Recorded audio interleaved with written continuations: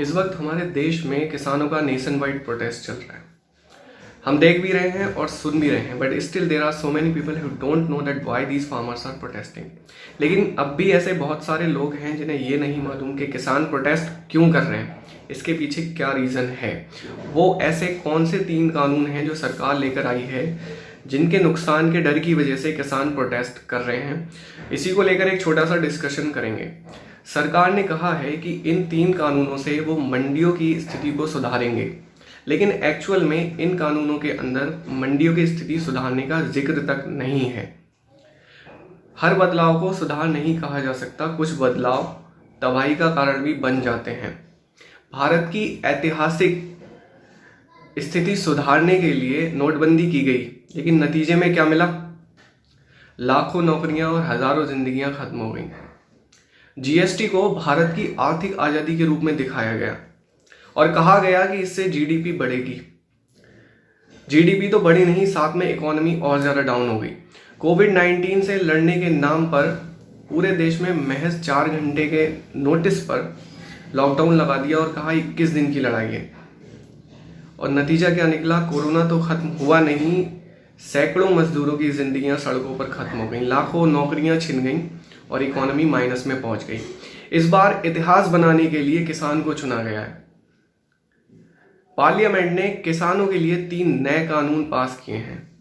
इसमें सबसे पहला कानून है farmers produce trade and commerce promotion and facilitation act. इसमें सरकार कह रही है कि वो किसानों को अपनी फसल बेचने के लिए विकल्प बढ़ाना चाहती है।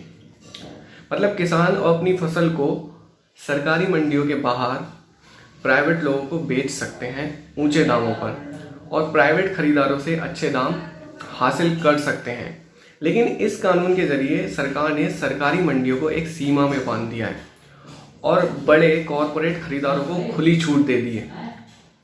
अब वो बिना किसी रजिस्ट्रेशन के और बिना किसी कानून के दायरे में किसानों की फसल को खरीद सकते हैं और बेच सकते हैं। इन नए बाजारों में सरकार की कोई भी निगरानी या पाबंदियां नहीं होंगी और इन बाजारों में जो भी कारोबार होगा उसकी जानकारी सरकार को नहीं होगी। एक तरफ सरकारी मंडी, दूसरी तरफ खुला बाजार। खुले बाजार में कोई टैक्स नहीं होगा, टैक्स के दायरे से बाहर होगा।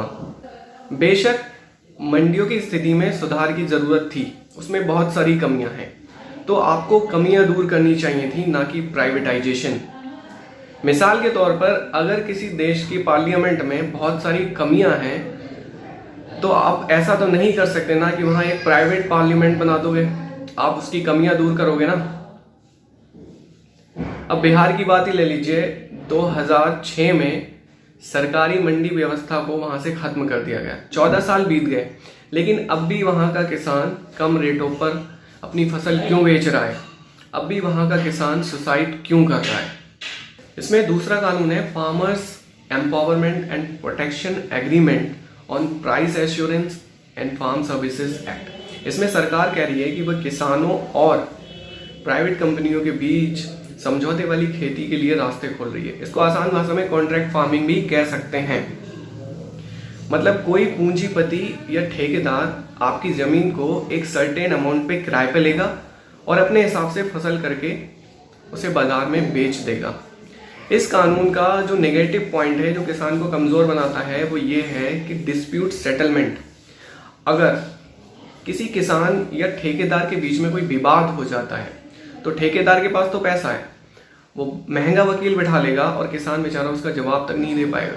हमारे देश में ऐसे बहुत सारे किसान हैं जो कॉन्ट्रैक्ट पढ़ भी नहीं पाते कि कॉन्ट्रैक्ट में क्या लिखा है, इसलिए उनके साथ धोखाधड़ी भी हो सकती है।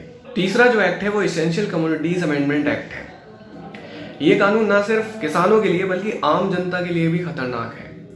अपनी फसल जुटाने के लिए कोई सीमा नहीं है और फसल जमा करने के लिए प्राइवेट इन्वेस्टमेंट को खुली छूट है। मतलब सरकार को पता ही नहीं चलेगा कि किसके पास कितना स्टॉक है और कहाँ है।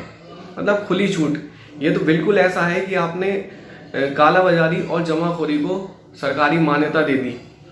इस देश में किसान गोदाम में माल स्टोर करके नहीं रखता कि जब दाम बढ़ेंगे तो बाजार में जाकर अपना माल बेच देगा, उसके पास पैसे नहीं है गोदाम बनाने के।